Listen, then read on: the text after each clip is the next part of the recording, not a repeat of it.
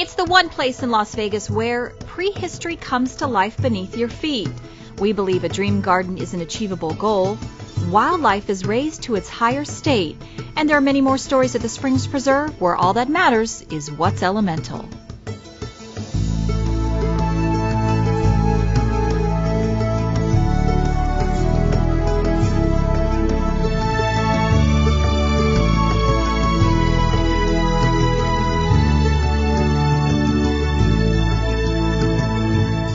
One of the original and prominent natural features of the preserve is our spring mound, a constant source of mystery and discovery that yields information about the peoples and animals of the past with every artifact uncovered by our archaeology team.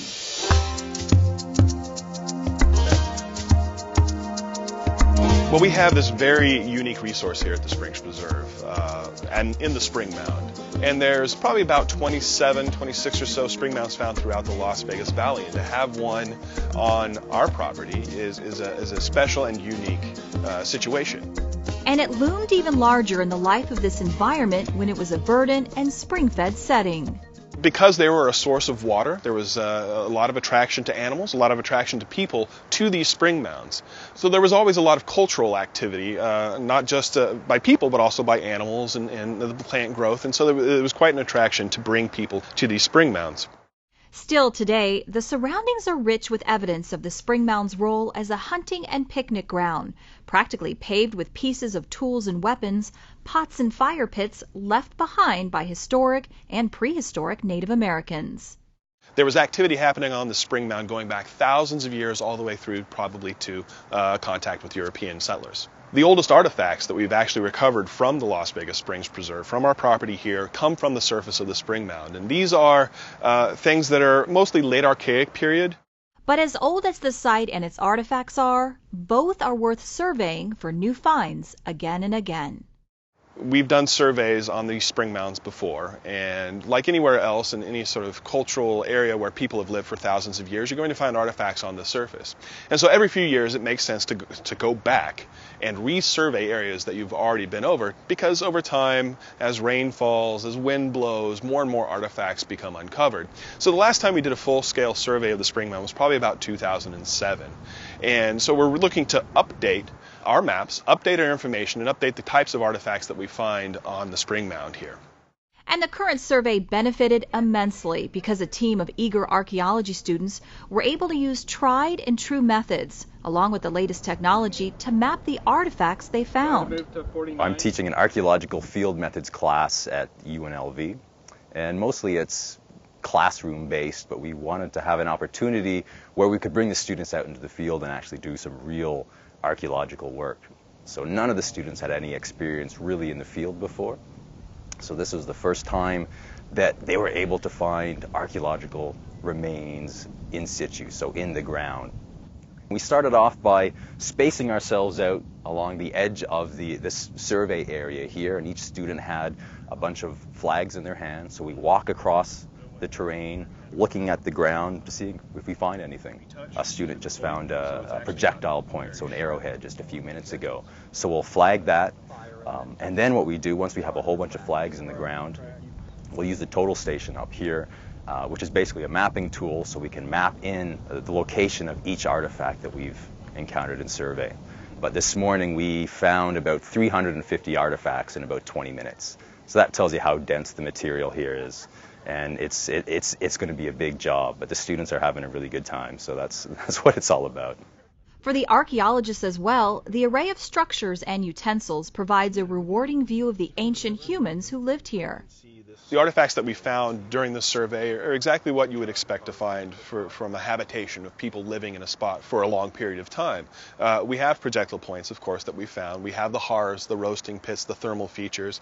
We also have pieces and parts of ceramics from different time periods, going back to the ancestral Pueblo and all the way through to the Paiute period. We also find parts of grinding stones that would have been used for processing seeds, mesquite pods, corn, any other sort of vegetable matter that you would have ground into a flour. We find some of those here as well.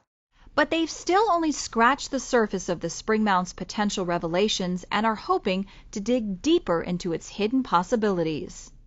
We know that other spring mounds in the valley, they've found mammoth, bison, camel, early horse have been recovered from those. And we don't exactly know how old our spring mound is. We don't exactly know if we have any of these large megafauna that are located in there. And so ultimately, the survey that we're doing now will lead us to future work, hopefully some larger scale testing, so we could actually do some excavations into that spring mound and answer some of those questions.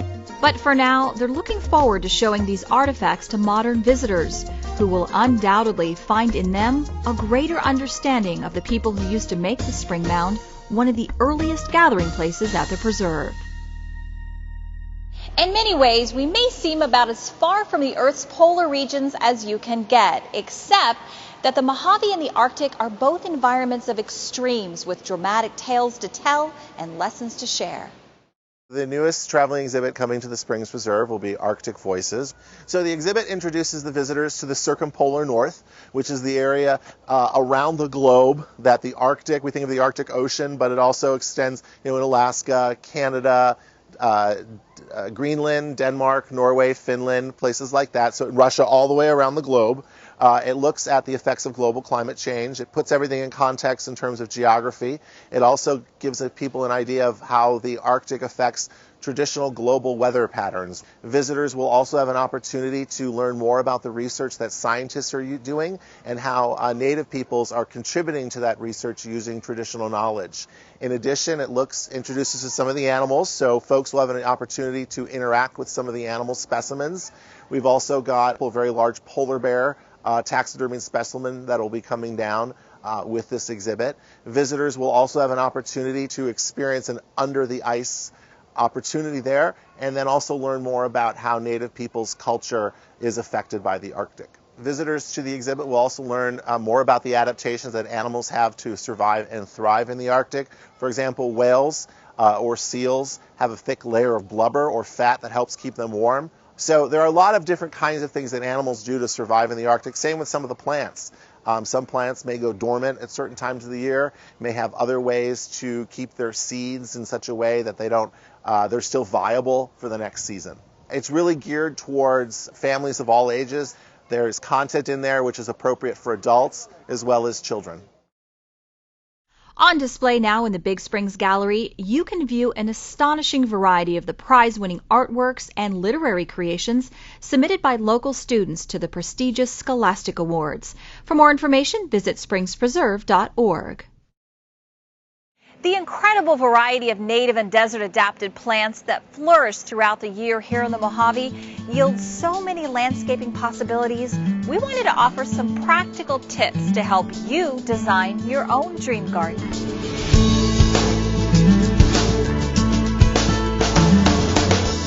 So you want to ask the questions of how will you use the space? When will you use it? Is it primarily during the cooler months? Are you going to be here year-round using the space, which will dictate a need for shade and some other considerations? Do you use it primarily at night or in the daytime? Who will be using it? Do you have pets, children? Some considerations for safety. Are you entertaining? There's a lot of factors to consider. So once you've decided some of those things, that's useful for your own planning and to give to a designer that could assist with that. Early on, you'll have to consider what your dream is worth and how much beauty you can afford to buy. Some other factors to consider would be what your budget is primarily. So this could determine if you're doing a lot of the work yourself, if you're going to do the work in phases, and what size plants you start with, for instance. Larger plants are going to be a lot more costly in some cases than smaller plants. In addition to budget, you want to consider what the aesthetic that appeals to you is. There might be a certain look. If you're out using the space year-round, you might consider year-round color. Foliage interest, are you drawing wildlife to the space, are you growing edibles? So a lot of factors on what the aesthetic that you desire and what the use will be are really key to having a successful plan.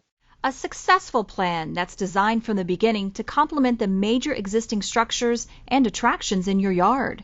Do you have hot tub and water features? Some things that might be a little more costly and that need some planning before you're actually designing around those features. So do you have hardscape? Are you installing a paver patio? Barbecue, seating features, large shade structures, things like that need to come into place first. And then we work down to trees and larger plants that might be much larger succulents, and then smaller shrubs, working our way down to smaller and smaller plants. And so we're working from the larger more expensive in many cases features down to some of the smaller, more manageable things that we could do ourselves. But even the most inspired dream garden will never come to life without good soil and the right amounts of water for the needs of the plants in our arid conditions. So when you're considering your soils, in many cases the plants are going to want a little bit of amendment depending on if you're going with full natives or if you're going with plants that might appreciate a little bit more organic matter. It really depends on your plant palette. But if you do choose to amend your soil, this can be done year-round really. And we can do this by adding compost, fully composted manures, leaf molds, things like that, turning the soil in. Adding that amendment any time of the year is fine. In most landscapes, 3 zones is a pretty safe amount to account for in irrigation. So we want to have a tree zone, a shrub zone, and then either a succulent zone or a turf zone or an edible zone. You just have to put things on the same zone that are going to have the same water requirements. And planting a xeriscape with water-smart and desert-loving plants will be easy on your budget and your eyes. Xeriscape can actually save you in a lot of ways. It can save resources of irrigation and maintenance. It saves a lot of time if you're planting wisely and putting the right plant in the right place.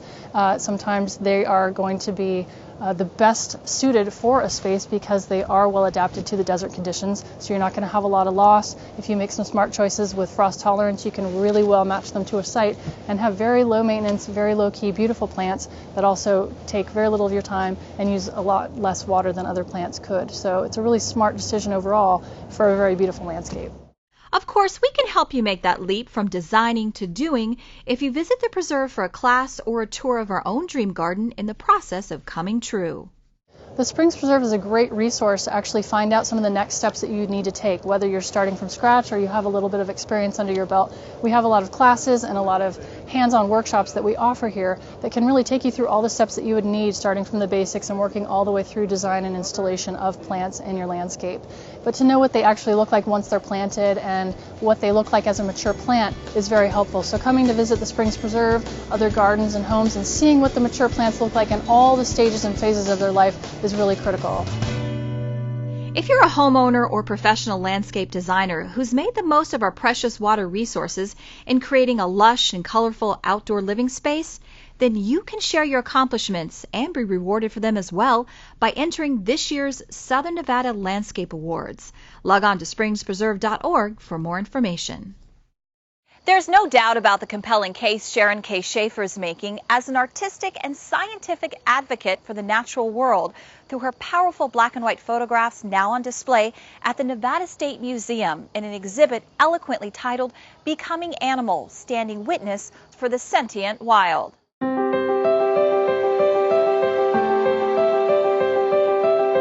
I always say I'm a wildlife biologist by education and an artist and photographer by passion.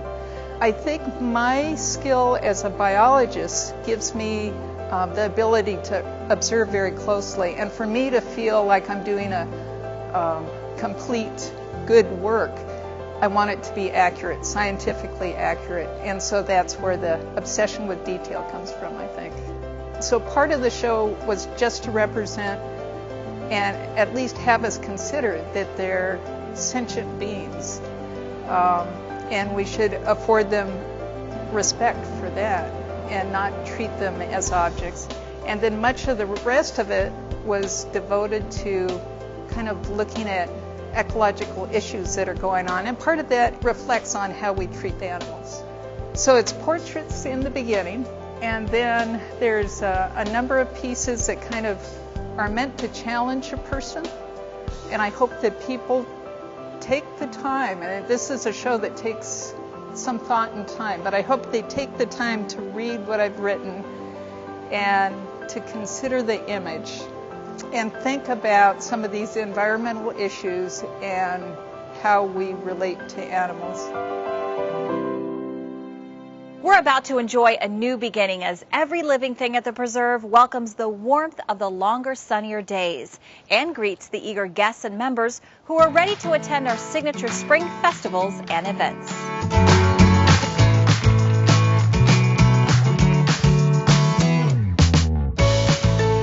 The schedule offers an entertaining and educational mix of experiences for people of all interests and ages. From May's Brews and Blues Festival for adults who want to sample down-home music and a whole world of beers, to our spring plant sale for current and future desert gardeners, And these are anchored by two of our most popular seasonal events, Runaway with Cirque du Soleil and our Ice Cream Festival. The spring plant sale this year will be in early April. We'll have thousands of native and desert-adapted plants available for purchase. So these are great plants for people who have desert landscapes and are looking for plants that maybe they can't get somewhere else. They're more unique. And then the members at the plant sale, they get, in addition to the 10% discount, they also get early admission at 7 a.m. So they're getting an hour to themselves to get first pick on the plants, which is, I think, something that they really enjoy.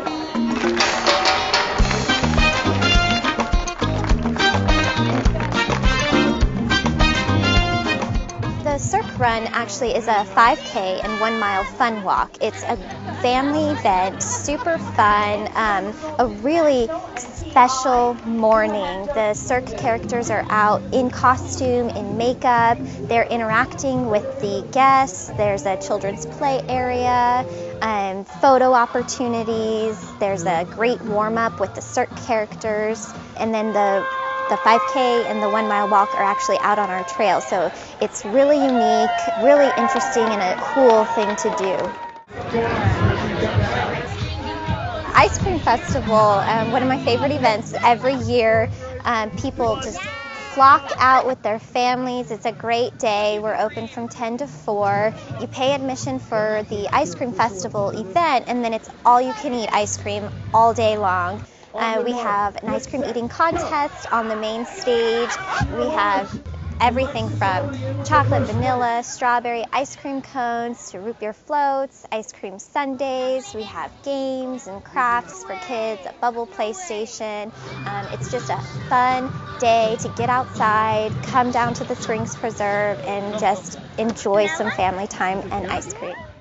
Also throughout the spring, we have a continuous parade of our cultural events for our diverse community, including February's Mardi Gras Vegas and Black History Month festivals, followed by our very popular Dia del Niño and Ohana festivities in April and May.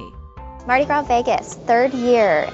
We are doing it this year actually in time for Mardi Gras, so that's exciting. We are doing it a daytime event this year, so we want to really emphasize the family aspect of it. It's not just for adults. This is a great opportunity to expose the entire family to Mardi Gras traditions, Southern foods. We do have a beer garden for adults, so we'll have Louisiana beers and Hurricanes for sale from Divine. And then children's quarters with a juggler and fun games and crafts. So really good entertainment. People sing around, Black History Month Festival this year, it continues to grow. It's another fun family event. Lots of great food vendors. We have Soul Delicious, Divine Cafe will be here, Seven Seas, and great entertainment on the stage, carnival games, crafts for the kids. But what makes our lively variety of festivals most worthwhile for all of us is their contribution to creating an essential and enduring crossroads of culture and community here at the Springs Preserve. 2015 was a really successful year for us. Attendance increased at events significantly for all of the events across the board, which is great. For us, that just means adding more activities and expanding the footprint and continuing to offer the best events we can. Here at the Preserve, there are plenty of educational opportunities on every trail, throughout our gardens, within our museums and living collection.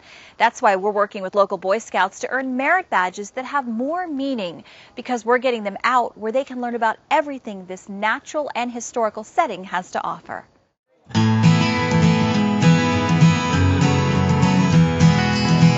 In the past, we've done the ScoutQuest, where it was like a one-day event where the Scouts would come in and go through several different programs so they could get their badge.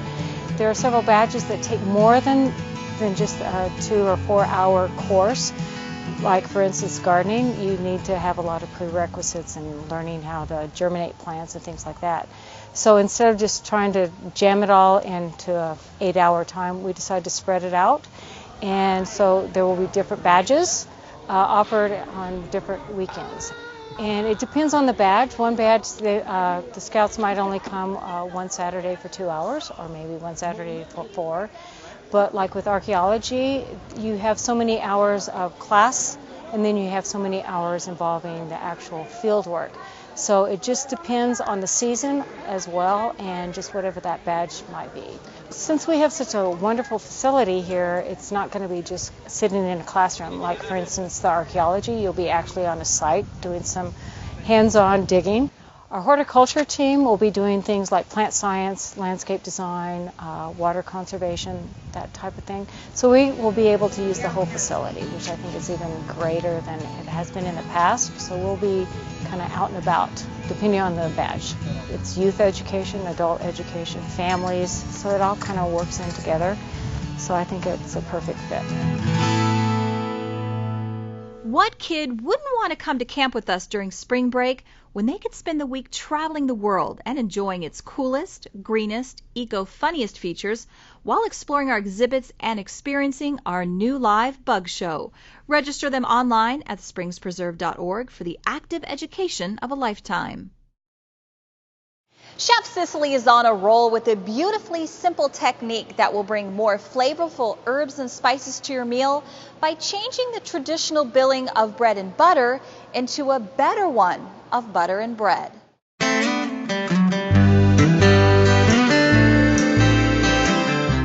Howdy folks, my name is Chef Cicely and I'm joining you from the Divine Cafe in the Springs Preserve in Las Vegas, Nevada. Today we're going to be exploring the compound effect of making compounded butter. So everybody loves bread and butter. It's a wonderful hors d'oeuvre. So today we're going to be making a compound butter with garlic, with onion, and also with parsley. So in order to make a compound butter, the first thing we have to do is prepare all of the ingredients. So the first ingredient we'll prepare is going to be the garlic. For the garlic, these are whole heads. They've already been peeled. They've already been cleaned. All I did with them was take them, toss them in some vegetable oil or canola oil, put them in the oven at about 350 degrees for 10 to 15 minutes or so. And when they come out, I have these nice roasted heads of garlic. To prepare the ingredient all the way, I want to chop these up and smash them so that they'll incorporate nice and fluidly into the butter. So the way I'm going to do that is actually to first kind of press them out onto my board, and then I'm going to chop them. And that just makes it a little bit easier so that I'm not chasing them around as they run away from my knife on the cutting board. Alright. So I'm going to take this garlic and add it to a bunch of other garlic that I've got already prepared. The next thing I want to do is prepare my onion. Fairly straightforward process. An onion can be sweated or it can be caramelized. My preference is to caramelize it. Here I have some onions that had been caramelizing for a while. I just put them in a saute pan over medium-low heat with canola or vegetable oil to coat the bottom of the pan. And I put them in, and then as it's cooking, all I do is every time I walk by, every time I think about it, I just go around and I scoop the edges, making sure that there's no onion strings stuck to the side of the pan, bring it into the center, and then press it out so that the onion is in a nice singular layer over the bottom of the pan.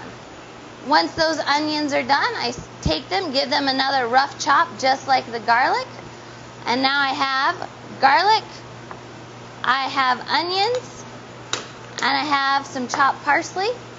This is all going to get mixed into some butter that has been held or allowed to bring up to room temperature so that it's not melted, but that it's nice and soft. So what I'm going to do now is simply just mix all this together so that it's nice and homogeneous. Homogeneous meaning that it looks the same. If I picked up any little spoonful of butter, I'd see the same amount of parsley, I'd see the same amount of garlic, and the same amount of onions in each little teaspoon. So now my butter's all starting to look the same, so I don't have bits of butter without any flavor in it. I've got onions, garlic, and parsley throughout. And now here comes what I think is the really fun part. So I've got my cutting board here, or my surface. I'm going to get that all nice and clean and squared out, and take a large piece of plastic wrap. Any type of plastic wrap will do. I'm going to spread that out, and on the bottom I'm going to put a little bit of a mixture of some pink finishing salt mixed with some smoky paprika. Then on that I'm going to take my butter, just a bit, sprinkle a little bit more on top, and now I'm going to begin to fold it over and press what's in the back toward the front to get rid of any air bubbles that are in there.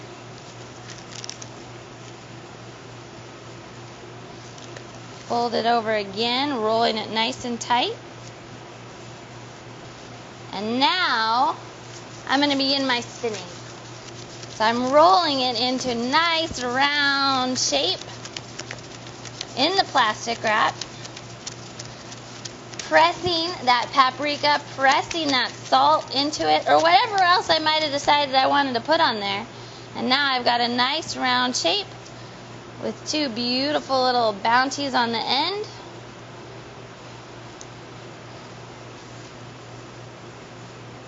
Tie those off, and now I have compound butter. This little guy could sit in my freezer for up to 6 months, or in my refrigerator. And whenever I was ready to have a little bit of a dish where I wanted some bread and butter that was maybe a little bit extra special, all I've got to do is get out my compound butter, and I can take just a nice little slice, and I have a perfect pate of compound butter to serve. So thank you very much for joining me here at the Divine Cafe in the Springs Preserve. My name is Chef Cicely, and I hope to see you here. There's a lot more to discover, so join us next time here at the Springs Preserve, where ancient history, the farthest horizons, deepest mysteries, and daily adventures of the human, animal, and plant worlds mingle to bring new life to Las Vegas.